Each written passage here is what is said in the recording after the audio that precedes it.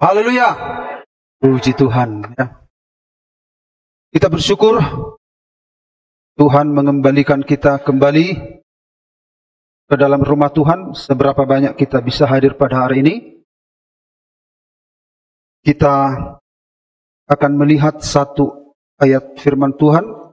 Lewat ayat ini kita akan menemukan banyak hal untuk memotivasi kehidupan kita.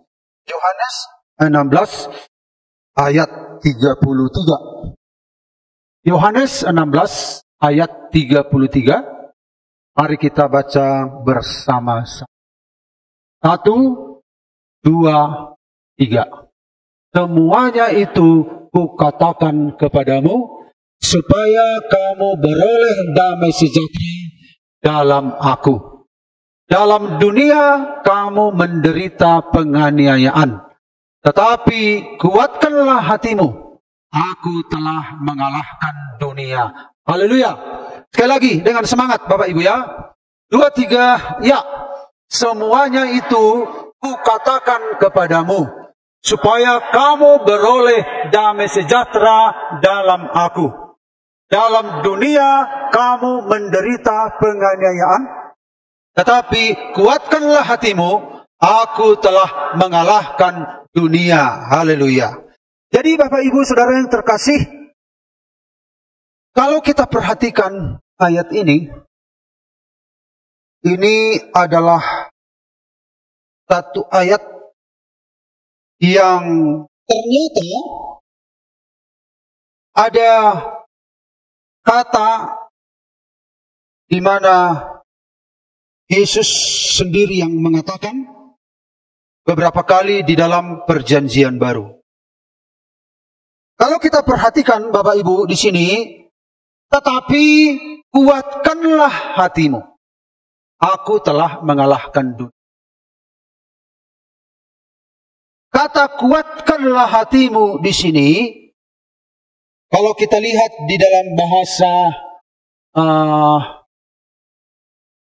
aslinya itu, dalam bahasa Yunani tarseo, berani, tabah, berani, tabah, tabahlah, gitu. Beranilah, kuatkanlah hatimu, tabahlah. Nah. Sementara kalau kita lihat dalam kamus bahasa Indonesia, kata tabah ini yaitu sikap mental yang kuat, sabar dan tegar dalam menghadapi berbagai tantangan. Jadi Tuhan Yesus minta kepada murid-murid supaya mereka itu memiliki sifat sikap mental yang kuat, punya kesabaran, tegar dalam menghadapi berbagai tantangan. Tantangan itu masalah, kesulitan, cobaan dalam kehidupan. Jadi dalam kehidupan ini, sebagai seorang anak Tuhan, diminta untuk tabah. Jadi kita pahami dulu ini, tabah itu apa? Sikap mental yang kuat, sabar, tegar menghadapi kesulitan atau cobaan. Jadi kalau kita bicara tentang tabah, tabahkanlah hatimu. Itu artinya adalah memiliki sifat sikap mental yang kuat. Sikap mental yang kuat ini siapa yang menimbulkannya? Yaitu kita. Allah berkata kepada Yosua, kuatkanlah hatimu. Artinya hati yang kuat ini tidak datang semata-mata dari Tuhan, tetapi dari pihak kita. Kuatkan hatimu, ya. Jadi sikap mental yang kuat, kita yang mengambil keputusan itu. Itu artinya tabah. Mengapa Yesus mengatakan kuatkanlah hatimu, tabahkanlah hatimu? Kalau kita baca dalam Yohanes pasal yang ke-16 itu keseluruhan. Nah di sini dikatakan semuanya itu kukatakan kepadamu. Semuanya yang apa itu rupanya? Supaya kamu beroleh damai sejahtera dalam aku. Nah semuanya itu yang dikatakan Yesus, yang disampaikan dalam Yohanes pasal 16 di bagian atas itu, bisa dibaca nanti, itu membuat kita kehilangan damai sejahtera kalau kita tidak memiliki ketabahan. Apa Apa itu contohnya? Ada aniaya. Jadi dalam mengikut Tuhan ada aniaya. Jadi murid-murid di Yesus memberikan pesan, akan kau alami begini. Akan kau alami penderitaan, akan kau alami kesedihan, akan kau alami aniaya. Ketika engkau mengalami kesedihan, ketika engkau mengalami penderitaan, ketika engkau mengalami aniaya, kau nanti pasti takut. Kau nanti pasti bingung. Kau nanti pasti mengalami putus asa. Jadi jauh-jauh hari Yesus menyampaikan kepada murid-murid, kalau percaya kepadaku, kalau engkau ikut aku, Yesus memberikan dipelubai mana perjulu, gitu ya. Disampaikan terlebih dahulu kemungkinan-kemungkinan yang akan dialami oleh anak-anak Tuhan. Ada penderitaan, ada aniaya, ada kesusahan, ada persoalan. Ini membuat murid-murid pasti bingung nanti. Pasti takut, pasti putus asa. Tetapi apa yang Yesus katakan? Kuatkanlah hatimu. Tabahlah.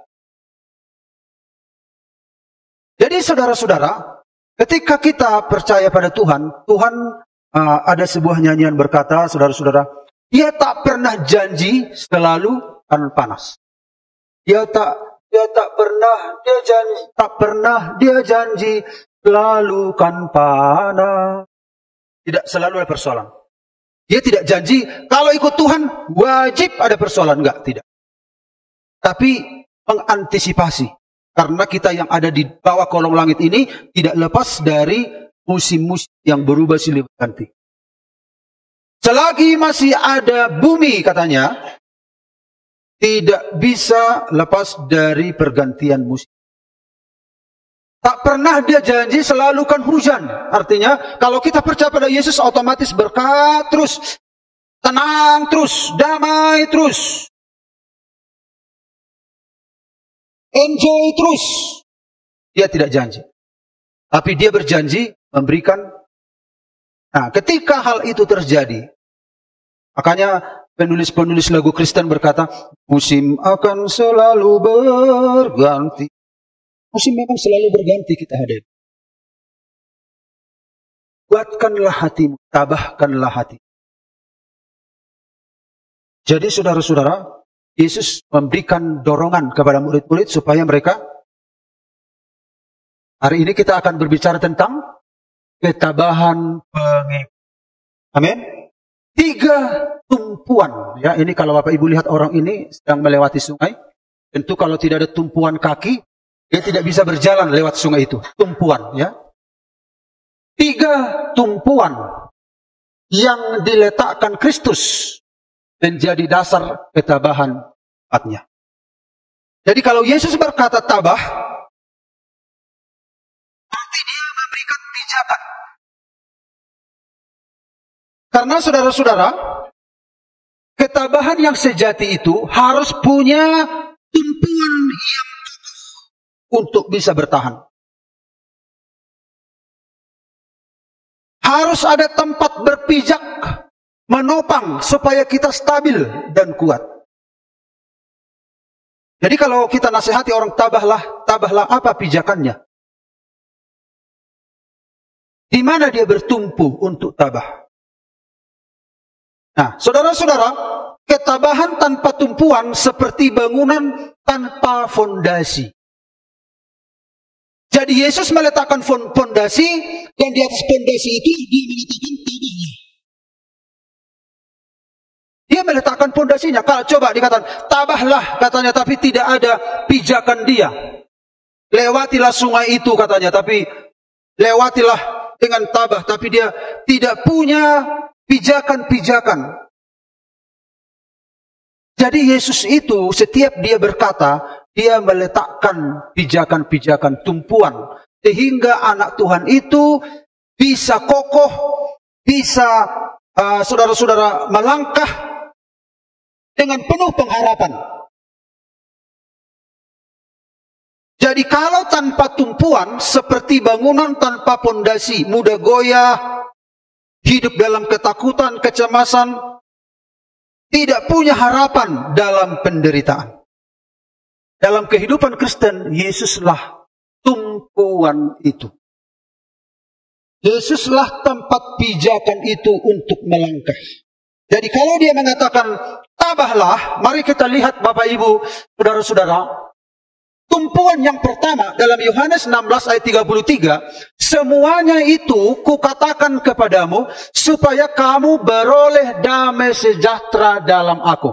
Dalam dunia kamu menderita penganiayaan, tetapi kuatkanlah hatimu, tabahlah.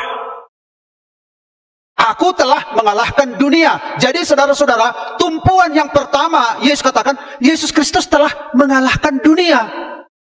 Makanya ini tumpuan kita untuk tabah. Amin. Coba kalau Yesus berkata, tabahlah katanya, tapi dia kalah. Di mana kita berpijak? Apa menjadi pijakan kita? Itu sesuatu yang tidak mungkin kita lakukan kalau orang yang mengatakan itu orang yang kalah. Yesus mengatakan, kuatkanlah hatimu, tabahlah, karena aku telah mengalahkan dunia. Artinya, engkau bisa berkemenangan di dalam kemenangan yang sudah kucapai. Engkau berjalan di jalan yang sudah kujalani. Maka tabahlah, kuatkanlah hatimu. Karena engkau berjalan di jalan yang sudah kuselesaikan. Itu pijakan yang pertama. Makanya, khusus tentang kekristenan ini unik. Tokoh-tokoh agama hanya berbicara tentang bagaimana supaya kita tabah, bagaimana supaya kita sabar. Tetapi mereka sendiri kalah oleh dunia ini. Dunia ini mengalahkan mereka. Dunia ini menghanyutkan mereka. Sistem dunia ini menjatuhkan mereka. Mereka gagal. Tetapi Yesus sudah meletakkan pijakan bagi kita. Kalau dikatakan tabahlah, aku telah mengalahkan dunia. Karena dia memang sudah berkemenangan. Amin. Dan kita pasti menang. Makanya ada nyanyian. Dalam segala perkara kita sangat menang. Dia sudah menang untuk kita. Dia telah mengalahkan dunia ini. Dia telah mengalahkan sistem dunia ini. Kita bisa nanti putus asa, saudara-saudara, melawan dosa, melawan orang-orang yang menolak kebenaran. Ini bisa menghanyutkan kita. Tetapi Yesus berkata, kuatkan hatimu, aku telah mengalahkan dunia. Itu semua sudah kukalahkan. Itu pondasi yang pertama. Itulah pijakan kita.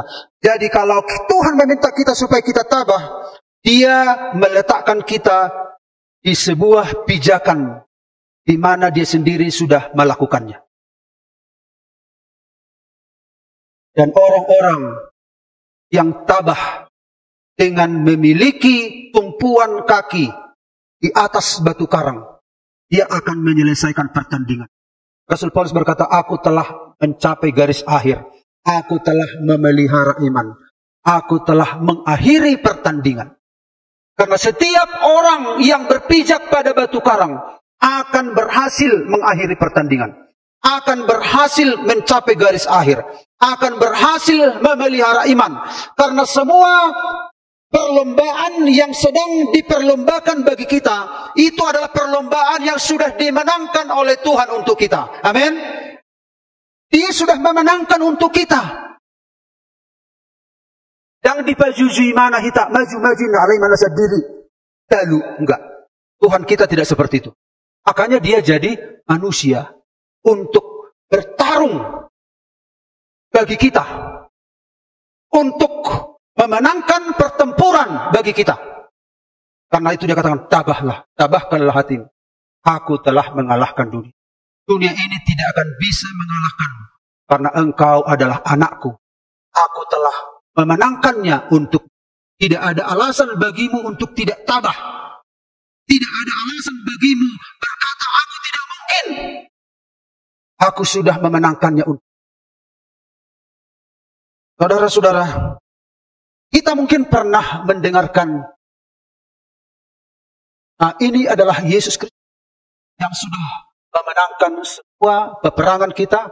Dia mengatakan di kayu salib sudah selesai. kita berjalan di jalan yang sudah Dia memenangkan segala sesuatu untuk selesai, finish, sudah selesai. Dia telah melakukan untuk. Maka dia dengan tegas berkata, kuatkan hatimu, teguhkan hatimu, tabahlah, tabahlah, tabahlah. Ada seorang yang bernama Richard Wurmbrand. Bahasa Inggris apa bacanya? Richard Wurmbrand ya. Dia adalah seorang keturunan Yahudi, pendeta di Rumania.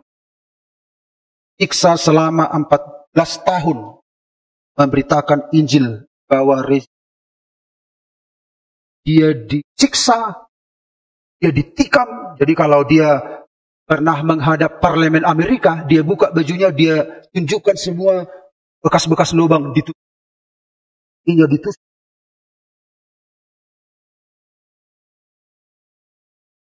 Tetapi dia bersama dengan istrinya, Sabina. 14 tahun dia menolong orang-orang Yahudi yang dianiaya. Dia banyak bersaksi dalam penjara. Keluar masuk penjara. 14 tahun. Dan akhirnya dia, Bapak Ibu kalau pernah punya dua buku. Voice Martyr kalau nggak salah. Dia adalah pendiri sebuah lembaga untuk menghimpun semua informasi tentang martir yang ada di seluruh, bahkan yang ada di Indonesia, di Sorong. Ada bukunya itu seringkali dibagi-bagi. Ketika dia mengalami penderitaan, dia disiksa. Apa yang dia katakan? Dia mengatakan mereka bisa menyiksa tubuhku, tetapi mereka tidak bisa mengambil imanku kepada. Karena apa? Dia tahu Tuhannya telah mengalahkan. Anak-anak Tuhan harus tabah menghadapi. Harus menguatkan mentalnya. Dalam suka maupun duka. Kita harus berpijak pada batu karang. Kita harus berpijak pada tumpuan yang telah diletakkan Yesus bagi kita. Dia telah mengalahkan semuanya. Amin. Amin. Jangan berputus asa. Ini jauh-jauh hari dikatakan Yesus. Kalau engkau punya masalah dalam hidupmu, ada satu waktu engkau akan berputus asa. Engkau akan khawatir ketika tidak ada makanan minum. Engkau akan kehilangan kepercayaan ketika doamu belum dijawab oleh Yesus sudah memberitahu sebelumnya. Tapi kuatkanlah hatimu. Kuatkanlah hatimu. Aku telah mengalahkan dunia. Dunia ini ingin mendorong kita ke bawah. Membuat kita takut. Membuat kita khawatir. Dunia ini bagaikan sungai. Sistem dunia ini akan menghanyutkan kita. Tapi Yesus berkata, kuatkan hati. Tabahkan hati. Aku telah mengalahkan dunia. Artinya, kemenangan sudah di tangan Tuhan. Dan kemenangan pun akan kita jalani dalam kehidupan. Kita akan sampai pada kemenangan kita. Kita berjalan di jalan-jalan yang sudah disediakan oleh. Apapun yang Bapak Ibu alami, tabahkanlah hatimu. Dunia ini tidak akan menghancurkan kita. Selama kita bertumpu pada apa yang diletakkan Yesus. Dasar yang diletakkan Yesus. Dia berkata, aku telah mengalahkan. Amin.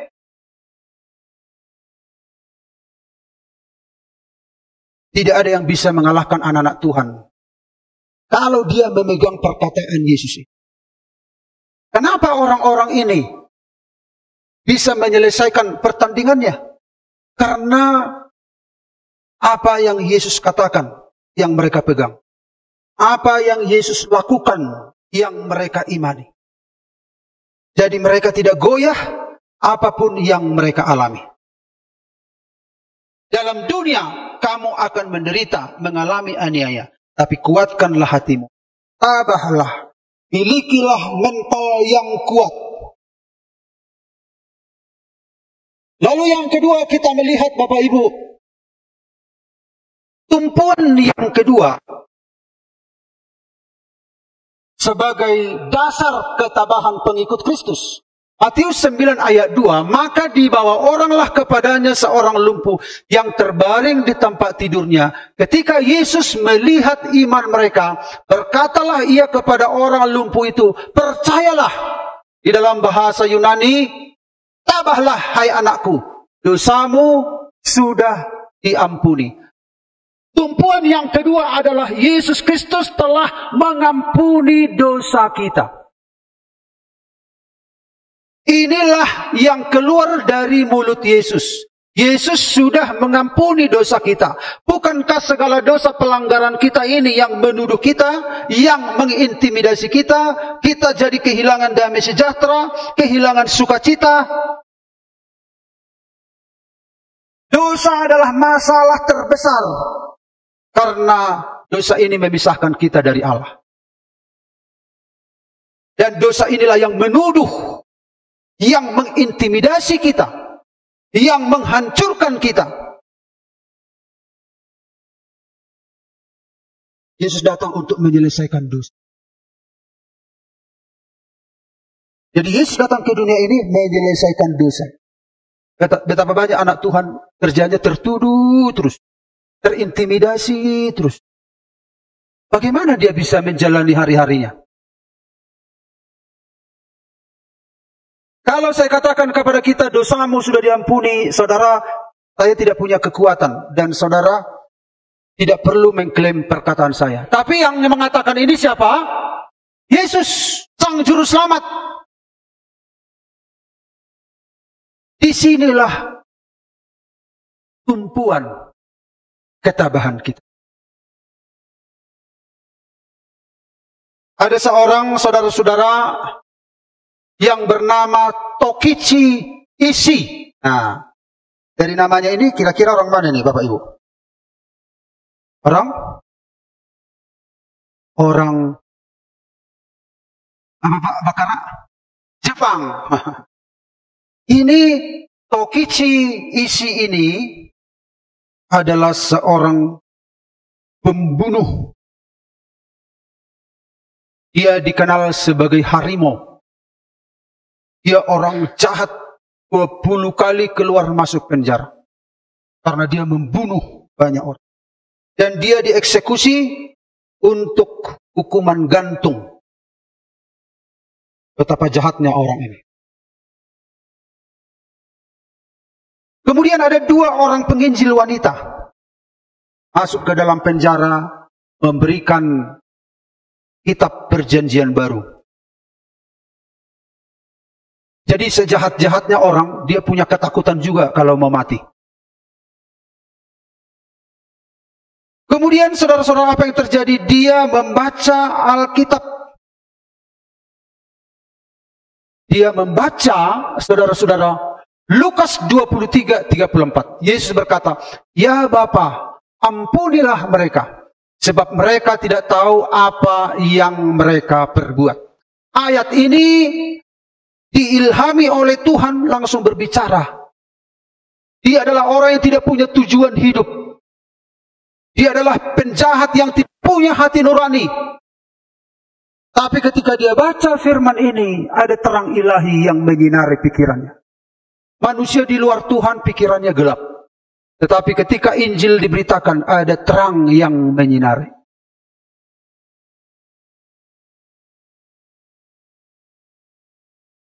Akhirnya saudara-saudara, dia berjumpa dengan Tuhan. Sisa hari di mana dia sebelum dieksekusi, dia selalu menyembah Tuhan. Ternyata ada yang mengampuni dia.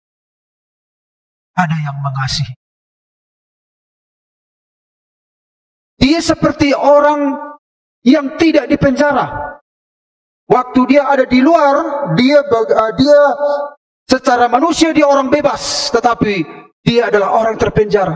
Setelah dia masuk penjara, mendengar Injil, membaca firman Tuhan, dia menjadi orang yang bebas. Walaupun badannya di penjara. Dan saatnya dieksekusi. Sebelum tali menggantung lehernya. Maka apa yang dia katakan? Di hari eksekusinya ia berkata, aku tidak takut mati. Karena aku tahu Yesus telah mengampuni dosaku. Aku akan segera bertemu dengannya. Saudara-saudara, Yesus telah mengampuni dosa kita. Ini yang seringkali menuduh, mengintimidasi, meragukan apa yang Tuhan katakan. Tetapi bertumpulah pada apa yang Tuhan katakan. Tabahlah, kuatkanlah hatimu. Dosamu sudah diampuni. Ini kata Sang Juru Selamat. Di sanalah kita berpijak. Itulah tumpuan ketabahan kita. Jadi saudara-saudara, kalau dosa-dosa itu ingin mencari cara untuk menghancurkan kita, kita harus menguatkan hati. Kita harus, saudara-saudara, menguatkan mental kita. Jangan sampai kita jatuh ke dalam dosa. Kuatkan hati, tabahkanlah hatimu. Lalu yang berikut, Bapak Ibu, singkat saja. Lihat. Tumpuan yang ketiga, ketabahan sebagai dasar ketabahan pengikut Kristus. Markus 6 ayat 49 sampai 50. Ketika mereka melihat dia berjalan di atas air, mereka mengira bahwa ia adalah hantu. Lalu mereka berteriak-teriak. Sebab mereka semua melihat dia dan mereka pun sangat terkejut. Tetapi segera ia berkata kepada mereka, tenanglah, tabahlah, aku ini, jangan takut. Ini perkataan yang ketiga dari Yesus. Tenanglah, tabahlah, aku ini, jangan takut. Tumpuan yang ketiga ketabahan seorang Kristen itu adalah Yesus Kristus selalu ada untuk kita. Tabahlah katanya. Kenapa? Apa dasarnya? Karena Yesus selalu ada. Yesus ada. Ego eimi. Aku ada bersama dengan kamu. Tuhan tidak pernah tinggalkan kita. Kalau dikatakan tabahlah, karena dia ada di situ. Karena dia ada bersama dengan kita. Tidak seperti kita. Misalnya saya telepon sama Yosa. Tabahlah ya Yos. Gitu. Saya nggak ada di situ untuk menolong dia. Tapi Yesus mengatakan, tabahlah. Ego eimi, aku ada. Kuatkan hatimu, aku tidak meninggalkan engkau. Aku ada bersamamu. Tuhan tidak pernah meninggalkan kita. Amin, Bapak Ibu. Bukankah Yesus berkata, ketahuilah aku menyertai kamu senantiasa sampai akhir zaman. Saudara-saudara, kalau masih kita ingat ini, ya, Yesus, ini tulisan Ibrani sebenarnya ya. Dalam perjanjian lama, Bapak Ibu,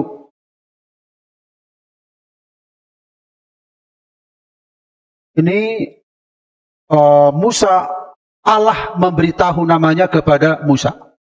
Siapa namamu Tuhan? Kalau orang Israel bertanya kepadaku, apa kata Tuhan? Eye, Eser, Eye. Aku ada yang aku ada. Dalam Septuaginta, yaitu bahasa Ibrani yang diterjemahkan ke bahasa Yunani disebut Septuaginta, disebut ego eimi. Aku ada, ya. Kelihatan ya. Aku ada. Allah dalam perjanjian lama, firman itu menjadi manusia. Itulah Yesus Kristus. Dalam perjanjian baru Yesus berkata, aku ada. Artinya dialah Allah yang ada di zaman Musa. Aku ada. Dia juga di zaman perjanjian baru. Aku ada. Jadi ketika gelombang-gelombang terjadi, ketika murid-murid berlayar di Danau Galilea, murid-murid ketakutan, aku ada. Ego eimi, aku ada di sini. tabahlah, kuatkanlah hatimu, aku ada. Timbulan yang ketiga, sebagai dasar ketabahan anak-anak Tuhan, Dia ada bersama dengan kita. Amin. Dia ada bersama dengan kita. Dia tidak pernah meninggalkan kita. Ini pernyataan-pernyataan Yesus semua ini.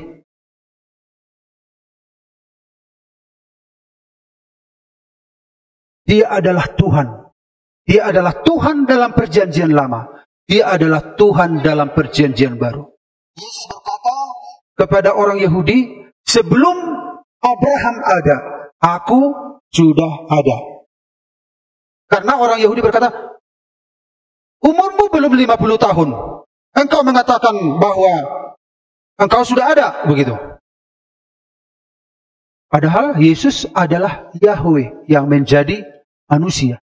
Dia adalah Allah yang maha kuasa. Dia berkuasa atas alam semesta. Karena dialah yang menciptakan alam semesta. Jadi ketika kita punya masalah dalam hidup kita, tabahlah. Dan pijakan ketabahan kita adalah, Yesus sendiri berkata, aku ada. Dialah yang benar-benar punya keberadaan.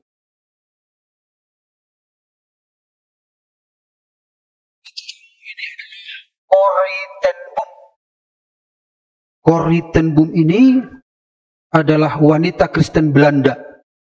Dia ditangkap oleh Nazi karena menyembunyikan orang-orang Yahudi selama Perang Dunia Kedua.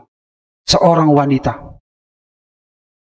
Dia mengalami penderitaan yang luar biasa, keluarganya dibunuh, dan dia hampir mati. Dia dipenjara. Dia berputus asa. Dia seorang Kristen. Satu waktu, dia berkata, Tuhan, apakah engkau masih ada? Jadi ketika kita mengalami masalah dalam hidup kita, yang kita pertanyakan adalah, Tuhan, apakah engkau masih ada? Dan saudara-saudara,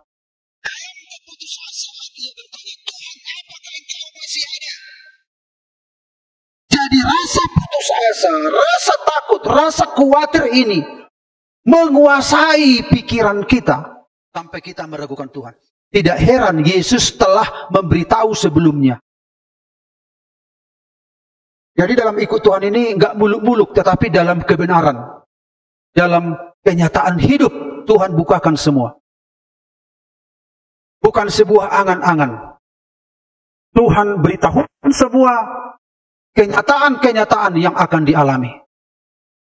Tuhan tidak mengatakan, kalau engkau nanti ibadah 1 bulan, lalu bulan pertama klaimlah kereta di tangan.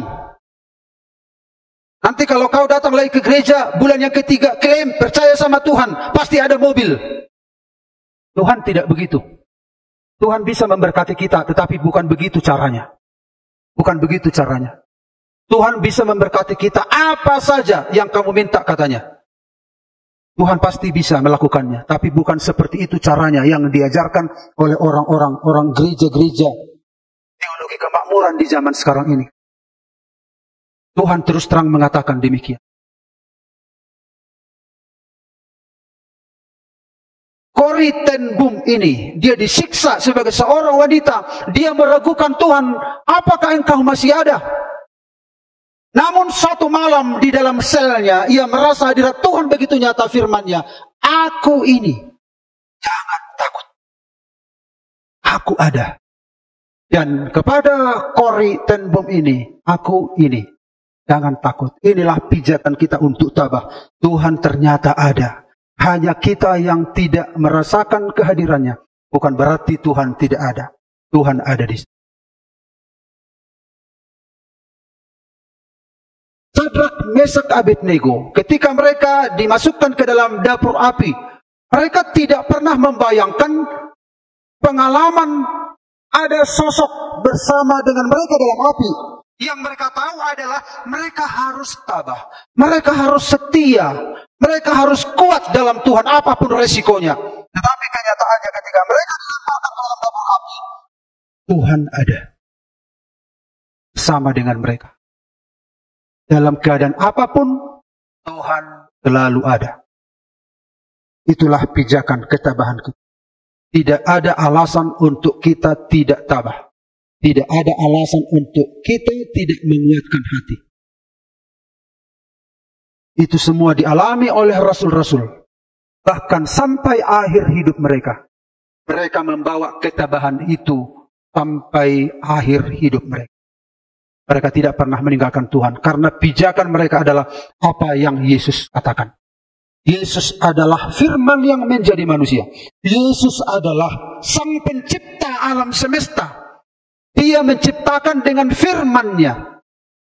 Yesus adalah gambar dan wujud Allah. Dia adalah cahaya kemuliaan Allah. Dan yang mengatakan, aku telah mengalahkan dunia. Dia adalah Allah sang firman yang mengatakan. Dan yang mengatakan, saudara-saudara, aku telah mengampuni dosamu.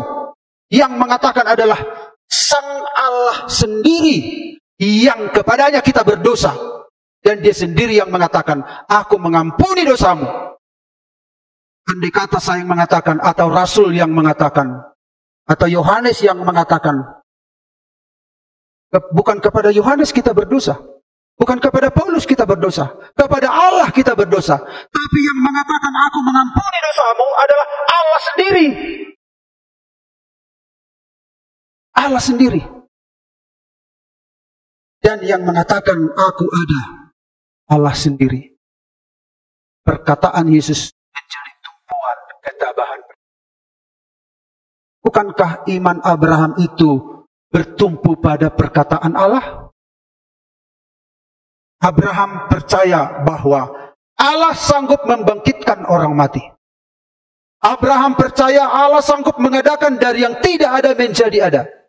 Abraham percaya Allah sanggup melakukan apa yang difirmankannya. Anak-anak Tuhan itu anak-anak yang luar biasa. Karena mereka bertumpu pada apa yang Yesus katakan. Karena itu Bapak Ibu, saudara-saudara terkasih. Kesimpulannya adalah ketabahan pengikut Kristus bukan berasal dari kekuatan dirinya sendiri. Karena kalau kita tabah dari kekuatan kita sendiri, kita bagaikan saudara-saudara bangunan yang tidak punya pondasi. Tetapi dari tumpuan yang kokoh di dalam Yesus. Dia mengatakan, kita bisa tabah karena Yesus telah mengalahkan dunia. Kita bisa tabah karena dosa kita telah diampuni. Kita bisa tabah karena Yesus selalu ada untuk kita. Mazmur 62:3, hanya dialah gunung batuku dan keselamatanku, kota bentengku, aku tidak akan goyah. Amin Bapak Ibu. Amin, musik silakan datang ke depan.